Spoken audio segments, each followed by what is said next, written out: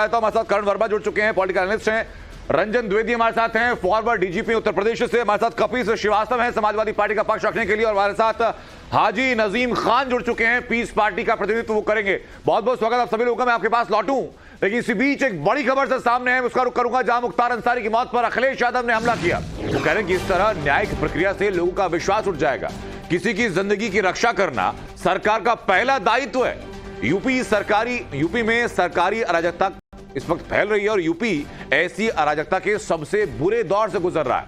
अखिलेश यादव कह रहे हैं कि उत्तर प्रदेश में कानून व्यवस्था का शून्य काल है। ये समाजवादी पार्टी के राष्ट्रीय अध्यक्ष, उत्तर प्रदेश के पूर्व मुख्यमंत्री अखिलेश यादव का बयान है मुख्तार अंसारी की मौत के बाद, और ये ट्वीट की कॉपी भी आपको मैं दिखा रहा हूं उनकी। अखिलेश यादव कह रहे हैं कि न्यायिक प्रक्रिया से लोगों का विश्वास उठ जाएगा, और ये ऐसी प्रतिक्रियाएं कल रात से मुख्तार अंसारी की मौत की खबर के बाद से लगातार सामने आती रही हैं। और इसी बीच बड़ी खबर सामने, रामगोपाल यादव के पोस्ट को लेकर भी समाजवादी पार्टी के नेता रामगोपाल यादव ने मुख्तार अंसारी की मौत पर सवाल उठाए। वो कह रहे हैं कि मौजूदा व्यवस्था में जेल में कोई सुरक्षित नहीं है। वो कह रहे हैं कि कोई न्यायिक जांच के आदेश क्या यूपी सरकार करेगी। रामगोपाल यादव इस वक्त सवाल पूछ रहे हैं प्रदेश सरकार से। यानी पहले कल रात से आप क्रोनोलॉजी पूरी देखिए, पहले आईपी सिंह हूं, पप्पू यादव हूं, तेजस्वी यादव हूं, अखिलेश यादव हूं, रामगोपाल यादव हूं, सभी लोग लगातार सवाल उठा रहे हैं उत्तर प्रदेश सरकार के ऊपर, और ये कह रहे हैं कि कानून व्यवस्था चरमरा चुकी है, न्याय की व्यवस्था खत्म हो चुकी है और ये नैसर्गिक न्याय नहीं है। तो एक एक करके लगातार अपडेट सामने आ रही है। हमारे तमाम सहयोगी इस वक्त ग्राउंड पर बने हुए हैं, लेकिन बड़ी अपडेट यह कि मुख्तार की मौत पर यूपी के मंत्री संजय निषाद ने बयान दिया। संजय निषाद कह रहे हैं कि सवाल उठाने वालों को विज्ञान पर भरोसा करना चाहिए, किसी की मौत पर राजनीति नहीं होनी चाहिए, ये संजय निषाद कह रहे हैं। और विज्ञान की बात इसलिए क्योंकि पोस्टमार्टम लगभग पूरा हो चुका है, विसरा सुरक्षित रखा जाएगा, पोस्टमार्टम रिपोर्ट सामने आएगी। पोस्टमार्टम रिपोर्ट में एक जज वहां पर मौजूद हैं, उसकी पूरी वीडियोग्राफी कराई जा रही है। उमर अंसारी वहां पर मौजूद है। संदिग्ध मौत की बात कहते हैं, वो जांच का विषय है, और जांच में जो सत्यता होती है उसके आधार पर लोगों को बयान देने चाहिए। आज के दिन में विज्ञान पर भरोसा करना चाहिए, क्योंकि फॉरेंसिक रिपोर्ट ही एक ऐसा है जिस पर विश्वास किया जा सकता है। लोकतंत्र की स्थापना में जनता जनार्दन है, जिसके आधार पर लोगों ने संविधान की रचना किया, तो उसके आधार पर विधायिका, कार्यपालिका, न्यायपालिका और मीडिया है। आज के दिन में कार्यपालिका के आधार पर न्यायपालिका ने जो भी निर्णय दिए हैं उसका सबका समर्थन करना चाहिए, और किसी की मौत पर राजनीति नहीं होना चाहिए, मेरा ये मानना है। और हमारे सहयोगी विद्यानाथ झा भी हमारे साथ जुड़ चुके हैं। विद्या इस वक्त कृष्णानंद राय के घर के बाहर मौजूद हैं। विद्या, कल की तस्वीरें हमने देखी थी रात की, जहां कृष्णानंद राय के घर के बाहर आतिशबाजी लोगों ने की थी। आज अलका राय, पीयूष राय को सुना कि वो कह रहे हैं कि हम धन्यवाद व्यक्त करते हैं ऊपर वाले का कि नैसर्गिक न्याय हमें मिला।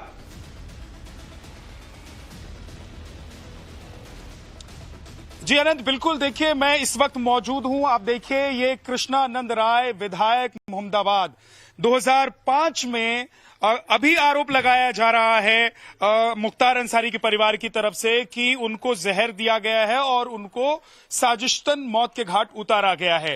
हालांकि डॉक्टर ने कहा है कि ये कार्डियक अरेस्ट था जिसकी वजह से मौत हुई है, लेकिन मैं इस वक्त जहां मौजूद हूं, 2005 से ये कहानी शुरू होती है। 2005 से ही एक तरीके से मुख्तार अंसारी के जीवन में जहर घुलना शुरू हो गया था, क्योंकि जब कृष्णानंद राय की हत्या की गई थी उसके बाद से ही लगातार एक के बाद एक मामले और शिकंजे कसते गए मुख्तार अंसारी पर। और इसीलिए हमने देखा कि जब मुख्तार अंसारी की मौत हुई तो एक तरफ मोहम्मदाबाद, जो जहां पर मुख्तार अंसारी का घर है, वहां पर लोग आक्रोशित दिखाई दिए, लेकिन दूसरी तरफ कृष्णानंद राय और उनके गांव के लोग उत्साह मना रहे थे, खुशी मना रहे थे, जश्न मना रहे थे, यहां पर पटाखे जलाए जा रहे थे। दरअसल इन लोगों का कहना यह है कि ये एक तरीके से ऊपर वाले का दिया हुआ न्याय इनको मिला है, जो वर्षों से इंतजार कर रहे थे कि उन्हें न्याय मिलेगा। और एक ऐसे माफिया को लेकर न्याय की उम्मीद थी कि वो माफिया अदालत में तो बच सकता है, लेकिन ऊपर वाले के घर में देर है लेकिन अंधेर नहीं है। इसी उम्मीद में गांव के लोग बैठे हुए थे। अब गांव के लोग यहां पर बहुत सारे बैठे हुए हैं, जरा मैं उनसे बात करता हूं। क्या नाम है आपका? अनिल कुमार शर्मा। अनिल जी, मुख्तार अंसारी की मौत हो गई, अभी आप लोगों को क्या कहना है? आप लोगों को लग रहा है कि ये न्याय है ये ऊपर वाले ने न्याय किया है, या आप लोगों को लग रहा है कि जो मौत हुई है वो किसी वजह से हुई है? तो मौत से कृष्णानंद राय जी की जो हत्या हुई थी उसको अलग अलग देखते हैं आप लोग? अब तो भगवान का न्याय है तो भाई अलग अलग देखना ही पड़ेगा। इससे तो पूरे गांव के माहौल जो है बिगड़ ही से गया था उनके देहांत होने के बाद।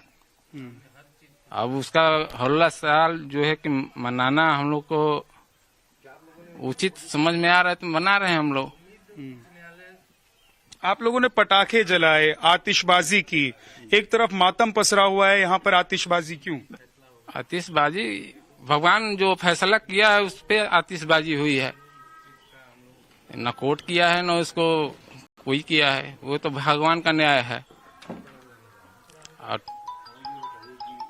400 राउंड फायरिंग हुई थी जब कृष्णा राय की हत्या हुई थी, तो 400 राउंड फायरिंग हुई थी और कुल मिलाकर कृष्णा राय को अगर मिला दे कृष्णानंद राय को तो 7 लोगों की मौत हो गई थी। विद्या हमारे साथ कुछ मेहमान है, मैं उनके पास जाऊं, लेकिन उससे पहले मैं चाहूंगा कि वहां मौजूद लोगों से आप उस बारे में पूछें कि जो कि समाजवादी पार्टी और बाकी दलों की तरफ से लगातार ये कहा जा रहा है कि ये हत्या है। उसका मौत हम लोगों की खुशी का वजह वही है। मौत मतलब समाजवादी पार्टी कह रही है कि ये हत्या है। समाजवादी पार्टी ने ही हमारे विधायक जी का हत्या कराया था। समाजवादी पार्टी जी। अच्छा। और हमेशा समाजवादी पार्टी ही ये गुंडा जो है पाल के रखी थी। ये तो महाराज जी का कृपा है, सरकार आई और ये आया। इससे पहले तो हम लोगों को न्याय मिल नहीं पाया, बहुत प्रयास हुआ, बहुत हम लोग कोर्ट या जो भी था कोई सुना नहीं। दूसरे सरकार में भाजपा सरकार आई तो उम्मीद था और उम्मीद के हिसाब से उसको लेकिन ये तो दिल का दौरा पड़ने की वजह से मौत हुई है। हाँ, ये हम लोग भगवान का न्याय मान रहे हैं। भगवान का न्याय मान रहे हैं। देखिए कुछ और लोग यहाँ पर मौजूद हैं और कृष्णानंद राय के परिवार से उनके भाई साहब भी उनके भतीजे हैं। आप क्या नाम है आपका? मनोज राय। अभी जो खबर आई कल रात मुख्तार अंसारी की मौत की, उसके बाद आप लोगों के मन में क्या चल रहा है? आप लोगों ने क्या फील किया, क्या रिएक्शन रहा आप लोगों का? बहुत ही खुशी महसूस हुआ और हम लोग बहुत खुश हैं। जांच की मांग कर रहे हैं और खुशी गांव के लोग और सभी लोग मना रहे हैं। क्षेत्र की जनता भी गलत काम ही करते आ रहे हैं तो दूसरे को भी वैसे ही। लेकिन मौत पर तो मातम मनाया जाता है। गलत काम करने का आदत है। वो एक आपराधिक प्रवृत्ति का व्यक्ति था, वो मरा तो उस पर तो लोग खुश होंगे। वो जांच करवा लें। जो लोगों की हत्या करवा रहा है उस पर कोई निकलेगा नहीं सर, क्योंकि जो है वैसे ही विचारधारा के लोग जो होंगे उनके लिए वो दुख है। तो आप लोगों के लिए खुशी का पल इसलिए है क्योंकि कृष्णानंद राय की हत्या हुई थी और उसका आरोपी मुख्तार था, कोर्ट से बच गया। हाँ, ये भी है और एक दुर्दांत अपराधी का जो है अंत हुआ और एक अच्छा माहौल जिसे जोगी जी के शासन काल में है और वो बरकरार है। थोड़ा सा मुझे अगर आप लोगों को याद हो वो वक्त जब कृष्णानंद राय के ऊपर हमला हुआ था, 7 लोगों की मौत हुई थी, 400 से ज्यादा राउंड की फायरिंग हुई थी, 60 गोलियां तो कृष्णानंद राय जी के शरीर में थी। वो वक्त जो था वो क्या था और आज आप लोग कैसा फील कर रहे हैं, कैसा महसूस कर रहे हैं? वो उस समय का माहौल जो है डर का माहौल था।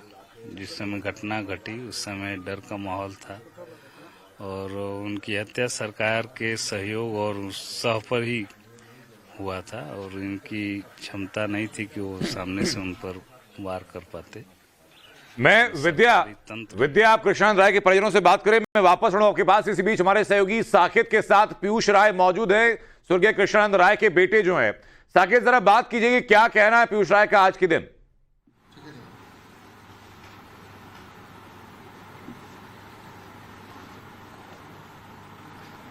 थोड़ी देर में बात करते हैं आपसे। साकेत, आप तक आवाज मेरी पहुंच रही है? पानी हमें भी दे दीजिए।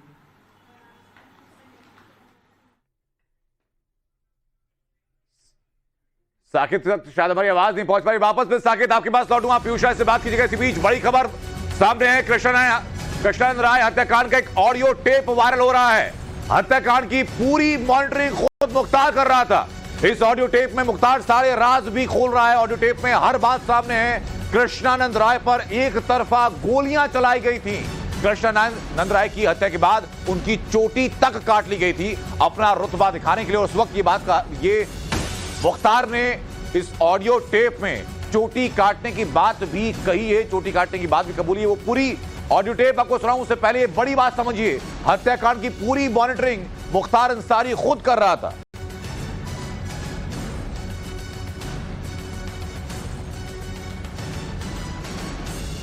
तो बड़ी खबर लगातार सामने आ रही है, जहां कृष्णानंद राय पर एक तरफा गोलियां चलाई गई थी और ये ऑडियो टेप वायरल है। कृष्णानंद राय की चोटी तक काट ली गई थी। और आपने अब तक ये अखबारों में पढ़ा होगा, अलग अलग खबरों में पढ़ा होगा कि कृष्णानंद राय के ऊपर जब हमला किया गया तो 400 राउंड से ज्यादा फायरिंग की गई थी, एक तरफा गोलियां चलवाई गई थी और जो हत्यारे थे उनके साथ फोन लाइन पर मुख्तार अंसारी मौजूद था और आखिर में चोटी तक काट ली गई थी। हाल अपना रुतबा दिखाने के लिए, अपनी भड़ास निकालने के लिए और लोगों के बीच में अपना खौफ तारी करने के लिए। लेकिन आज जब मुख्तार अंसारी नहीं रहा, मुख्तार अंसारी की मौत के बाद कई पॉलिटिकल पार्टी ऐसी हैं जिनको कि इसमें हत्या की बू आ रही है, साजिश नजर आ रही है। पहले ऑडियो टेप सुनिए, बाकी चलेंगे गेस्ट के पास। वो भैया एक कोई जमीन नहीं, इसमें रिजवान भाई से वहाँ बात की थी, वजीर अली तो सब लोग आए थे नवाब। हाँ, उसमें बीच में मामला बिगड़ गया था, दूसरे लोग गए थे। हाँ, थोड़ा बदमाशी किया है, सब छोड़ो अभी। अभी यहाँ पर वो हो गया, पता चला है, हल्ला हो रहा है कि गोली चल रही है मुन्ना बजरंगी और कृष्णानंद राय में। हाँ, ये सुनने में आया है। अच्छा, कहाँ पे? कृष्णानंद राय के गांव पर दोनों तरफ से मुकाबला चल रहा है। हाँ हाँ, बराबर गोली चल रही है। हाँ, ये तरफा। जय श्री राम। अच्छा, ओके। हेलो। हाँ हाँ हाँ, काट ली। ठीक है, मुट्ठी में। ठीक है ठीक है, रख रहे बात होगी।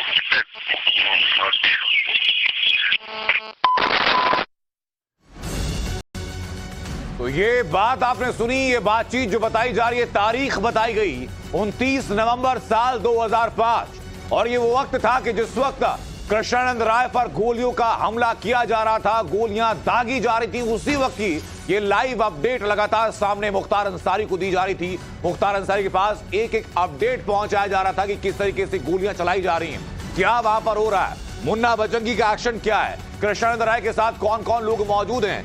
ये पूरी अपडेट मुख्तार अंसारी को दी गई। ये ऑडियो टेप गवाही देता है इस बात की। और इसी बीच हमारे सहयोगी साकेत जो कि पीयूष राय के साथ है, पीयूष राय कृष्णानंद राय के बेटे, पीयूष से जरा बात कीजिए साकेत कि आज के दिन पीयूष का क्या कहना है। दूसरा, क्योंकि थोड़ा सा धार्मिक व्यक्ति है। देखिए बिल्कुल, क्योंकि सबसे बड़ी लड़ाई इसी परिवार ने लड़ी है, तो हम हमारे साथ खुद पीयूष राय जी हैं, पुत्र हैं, हम उन्हीं से सीधे बात करते हैं। ये बड़ी लड़ाई आप लोगों की थी, लेकिन जिस तरह से अब मृत्यु हो गई है, किस तरह से इस चीजों को देखिए, लड़ाई बिल्कुल बड़ी थी और बिना मेरे क्षेत्रवासियों के सहयोग के या गाजीपुर वासियों के सहयोग के या जो व्यक्ति इस आतताई से पीड़ित थे उनके साथ और सहयोग के बिना ये लड़ाई नहीं लड़ी जा सकती थी। और निश्चित तौर से ये लड़ाई 19 साल हुए और मैंने जैसे कहता हूँ कि भगवान की लाठी में आवाज़ नहीं है लेकिन जो गूंज होगी, मेरी माताजी हमेशा मुझसे कहा करती थी कि जो गूंज होगी उसकी वो बहुत दूर तक जाएगी। और आज उनकी कही हुई बातें कहीं ना कहीं सच साबित हो रही हैं और इसीलिए मेरी माताजी मेरे साथ आज सुबह बाबा काशी विश्वनाथ के दर्शन के लिए भी गई। हम लोगों ने दर्शन किया, बाबा का आशीर्वाद लिया और उनका हमारे जो भी संघर्ष और बलिदान थे उसके एवज में जो उन्होंने आज हमें फलस्वरूप आशीर्वाद दिया है, सहर्ष स्वीकार किया और उसके लिए हम उनके बहुत बड़े प्रभारी भी हैं। और कहीं ना कहीं ये ऐसे भी मैं ऐसे देखता हूँ कि रमज़ान के इस पवित्र महीने में ये फैसला आया है, तो कहीं ना कहीं अल्लाह भी ये मानता है कि ऐसे आतिताइयों का कोई जात धर्म नहीं होता है। क्या लगता है इतनी लंबी लड़ाई आप लोगों ने लड़ी है, जब शुरुआती दौर था किस तरह से आप लोगों ने दबाव झेला, क्योंकि जो एक खौफ था अब किस तरह से इन चीज़ों से आप लोग उभरे? देखिए, जब ये लड़ाई शुरू हुई, कहीं ना कहीं जब मेरे पिताजी ने इनके अपने वर्चस्व को चुनौती देना शुरू किया तो इनको ये बात हजम नहीं हुई, और 2002 में जब इनको परास्त कर दिया हमारे पिताजी ने, तो कहीं ना कहीं इनको ये लगा कि आने वाले समय में ये व्यक्ति इनको घातक साबित हो सकता है, इसलिए उन्होंने सोचा कि इसका सीधा रास्ता है इसको हटाने का, जिसके फलस्वरूप इन्होंने 29 नवंबर 2005 को हमारे पिताजी की हत्या भी कराई। और हत्या का नतीजा ये रहा कि उस समय जो जन आक्रोश निकला उसी ने हमें एक मजबूत इरादा दिया, हमें और हमारे माताजी को।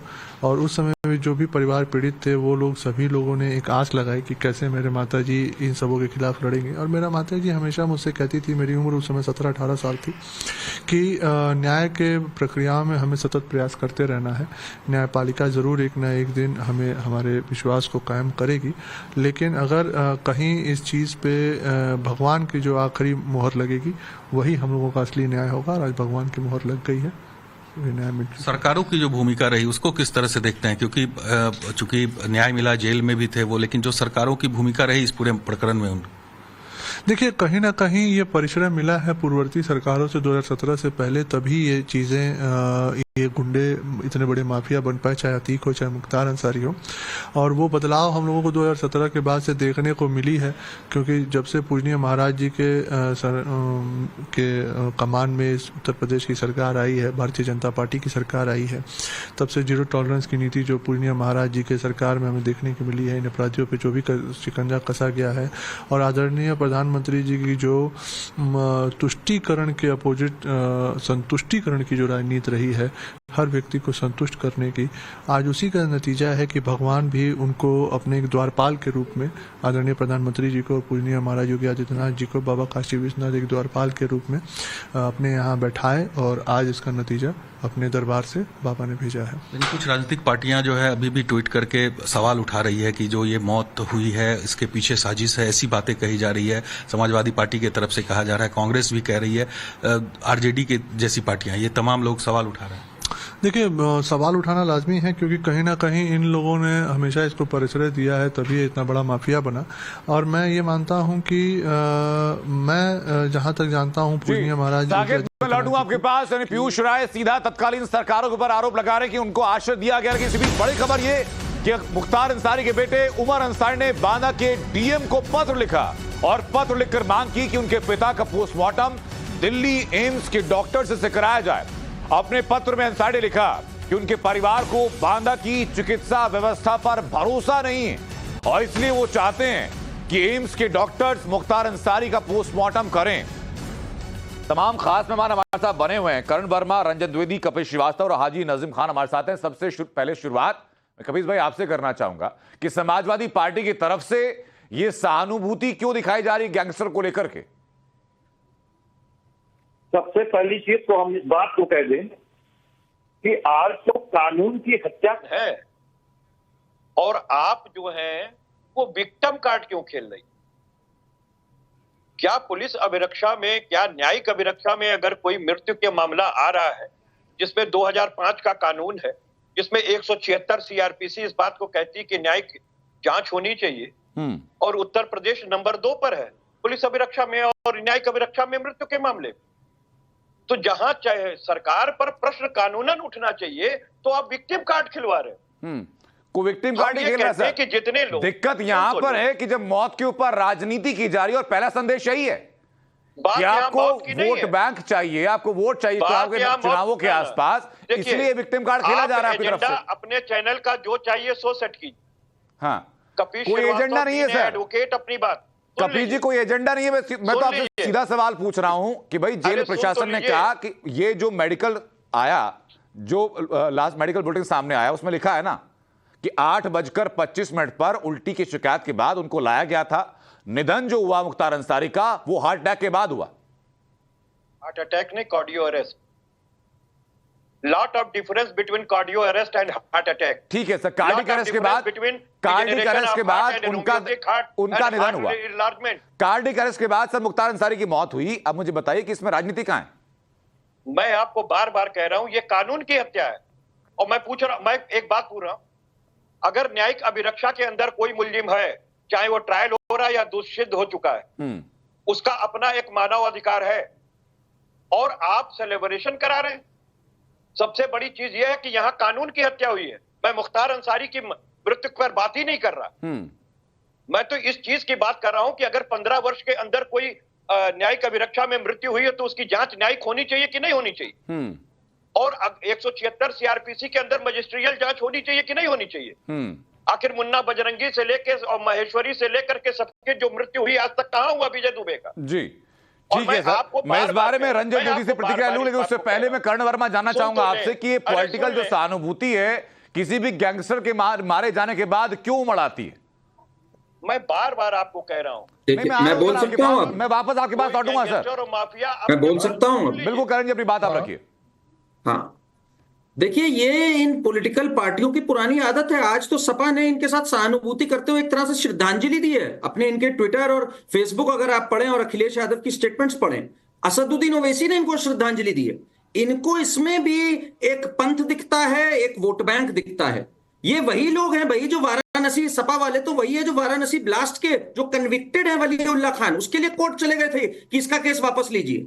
बताइए, तो ये तो अतीक अहमद को टिकट देना, इनके बड़े भाई को, इनके छोटे भाई को गाजीपुर से टिकट देना, क्या नाम है उनका, कोई वो भी है अफजल अंसारी, उनको टिकट देना, तो ये तो इनके बड़े करीबी लोग रहे हैं हमेशा से। इसलिए हमें अचरज नहीं होना चाहिए अगर इनको इन सब के लिए सहानुभूति है। काश ये सहानुभूति इन्हें कृष्णानंद राय के परिवार से होती, काश ये सहानुभूति 2017 के चुनाव में कैसे शिवपाल यादव के साथ डिस्प्यूट हुआ था अखिलेश यादव का, उनकी जड़ में तो अंसारी परिवार ही था ना।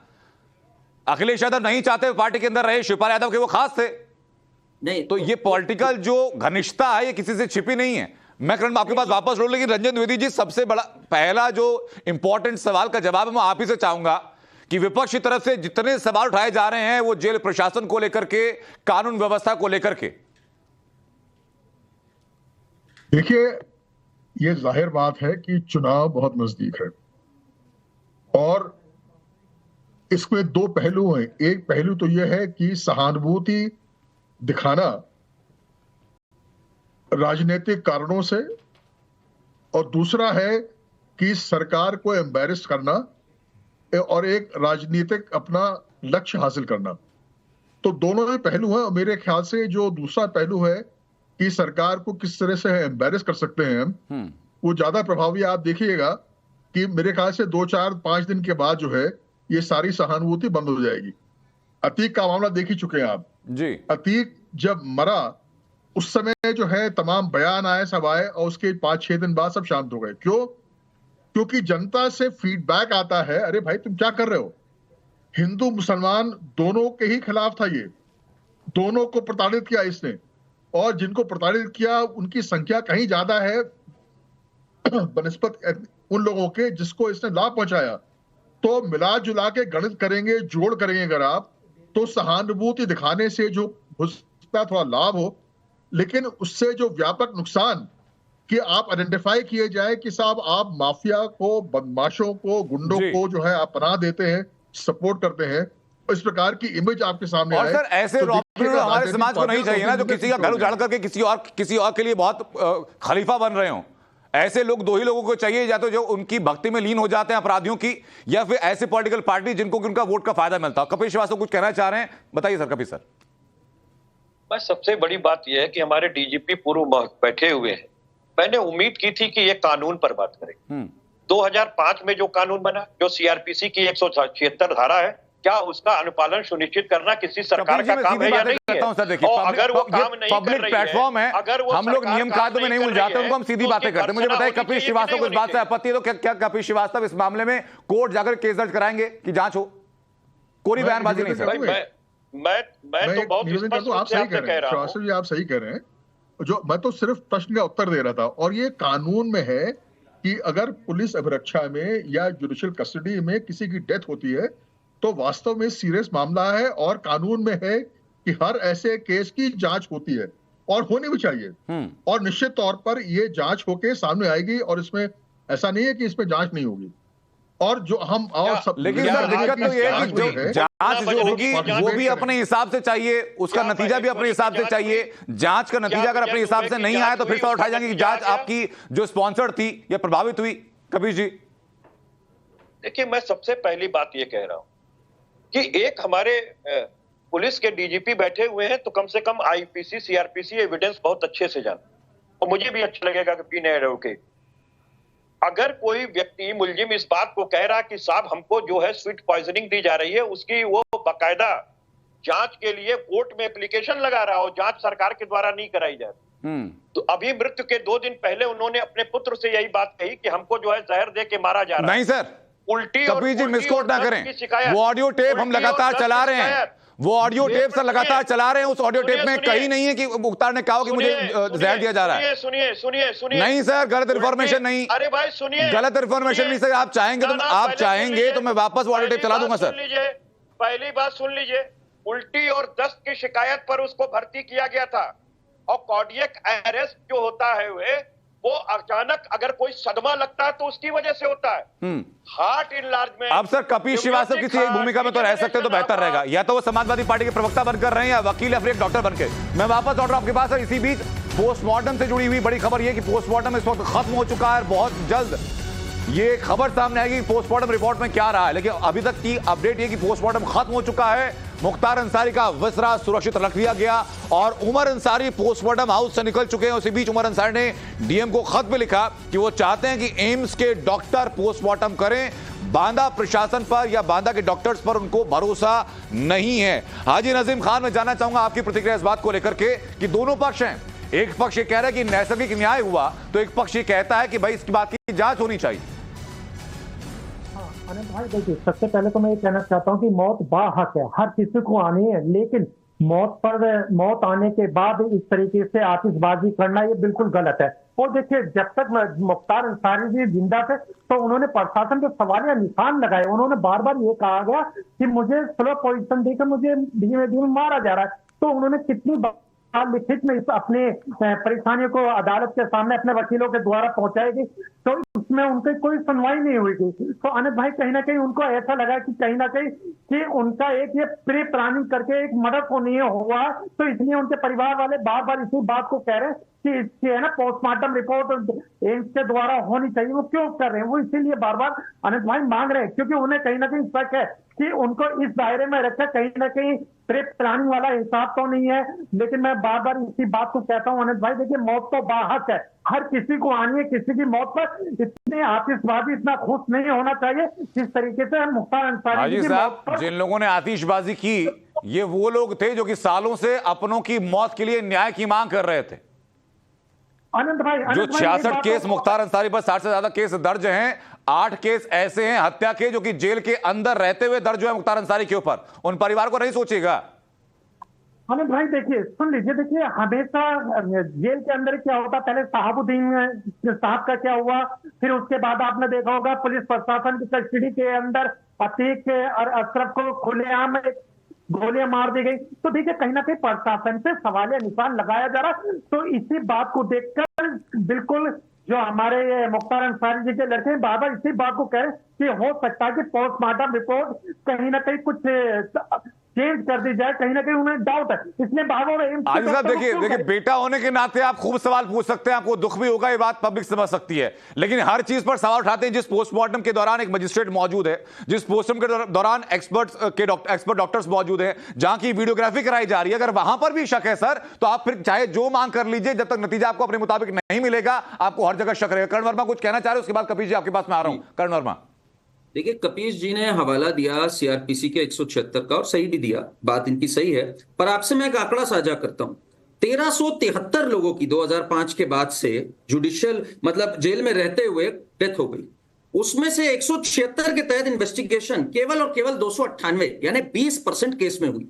कितनी बार कपीश जी गए और किसी के लिए मांग करने के लिए कि भाई इसकी भी होनी चाहिए, किसी के पास नहीं गए होंगे, पर इस केस में इनकी खासा दिलचस्पी है क्योंकि भाई 8 बार कन्विक्टेड है, एक दंगई रहा है, इसमें क्यों इन लोग की खास दिलचस्पी होती है, ये गौरतलब बात है। ये है एक तरह से अपीजमेंट की पॉलिटिक्स की। इसके बारे में जानना है, इसके बारे में हमें क्यों जानना है? बाकी केसेस में जो कि 1000 से ज्यादा केस है तब किसी को दिलचस्पी नहीं होती है, पर इसमें जो कि 8 बार कन्विक्टेड है और जिसको कि मल्टीपल प्रॉब्लम्स रह रही थी, आप ये समझिए अनंत, इनको मल्टीपल ऑर्गन्स में प्रॉब्लम चल रही थी, कई सालों से बीमार चल रहे थे। इन्होंने 2 साल पहले भी अटकलें लगाई थी कि अरे इनको यूपी क्यों लाया जा रहा है, यूपी में बिल्कुल सुरक्षित रहे। जो पॉइजन वाली चीज थी उस पर भी ठीक हुआ। मेरा ये साफ मानना है, देखिए अगर आपको कोई शक है, आप चाहते हैं कानून का कोई जो प्रावधान है आपके मुताबिक काम करना चाहिए, तो आप जाइए कोर्ट का रास्ता खटखटाइए। लेकिन शक होता है नियत के ऊपर, और इस मामले में पब्लिक परसेप्शन यही है कि आपको वोट चाहिए, चुनाव नजदीक है, इसलिए इस मामले में अतीक की मौत के बाद आप अखाड़े में उतर चुके हैं। कपिल शर्मा से बताइए, सच नहीं है क्या? सबसे पहली दोस्त इस बात को कहते हैं कि जो जिसका लीगल राइट है वो अप्लाई करता है जी। और कोर्ट में मुख्तार अंसारी ने किया था कि हमको स्लो पॉइजनिंग दी जा रही है, मल्टी ऑर्गन्स जो फेल्योर की बात हमारे करण साहब कह रहे हैं। मैं खाली आपने मुद्दा उठाया, इस बात पर कोई हर्ज नहीं है। मुद्दा क्यों उठाया, उस नियत पर शक है। चक्कर ये है मित्र, आप हमको हर सेकंड जब टोक दोगे तो हम क्या आपको नहीं, मैंने खाली अपना सवाल किया सर, मैं तो खाली नियत पूछ रहा हूं आपसे कि क्या ये पॉलिटिक्स की नियत नहीं है? हम उसका लीगली जवाब दे। हमारे मित्र ने कहा और आपने कहा कि उसके लिए कोर्ट है, तो कोर्ट वो गए थे, कोर्ट ने जांच का आदेश किया था, योगी आदित्यनाथ जी ने क्यों नहीं उसकी व्यवस्था कराई? कहां है वो रिपोर्ट? और दूसरी चीज, मैं आपको बार बार इस बात को कह रहा हूं कि जब उनके परिवार के द्वारा आरोप लगाया जा रहा है, तो अगर निश्चल सरकार है तो ठीक है, एम्स के अंदर करा ले, क्या दिक्कत है? एम्स भी तो इसी देश के अंदर है। कोई पाकिस्तान से कराने के लिए, अफगानिस्तान से कराने के लिए तो डिमांड। ठीक है, मैं वापस लौटूं सर। इसी बीच न्यायिक जांच के आदेश दे दिए गए मुख्तार अंसारी की मौत को लेकर के। मुख्तार अंसारी की मौत पर जो सवाल लगातार उठाए जा रहे थे, उन सवालों का जवाब मिल सके, इसके लिए न्यायिक जांच के आदेश दे दिए गए हैं। और 2 चीजें इस वक्त पैरेलल चल रही हैं। इधर पोस्टमार्टम पूरा हो चुका है, बहुत जल्द पोस्टमार्टम रिपोर्ट सामने आएगी, तो उधर प्रशासन की तरफ से न्यायिक जांच के आदेश भी दे दिए गए हैं। यानी कि जो लगातार सवाल उठाए गए कि भाई परिवार का ये आरोप है, परिवार का वो आरोप है, समाजवादी पार्टी का ये मानना है, उन चीजों के उत्तर तलाशने के लिए न्यायिक जांच के आदेश दे दिए गए। हमारे सहयोगी अनुज लगातार हमारे साथ बने हुए हैं, अनुज के पास हम लोग जाएं, लेकिन बड़ी खबर ये कि न्यायिक जांच के आदेश दिए गए। अनुज, इस वक्त न्यायिक जांच को लेकर क्या अपडेट है? क्या कोई टीम गठित की गई है इस बात के लिए?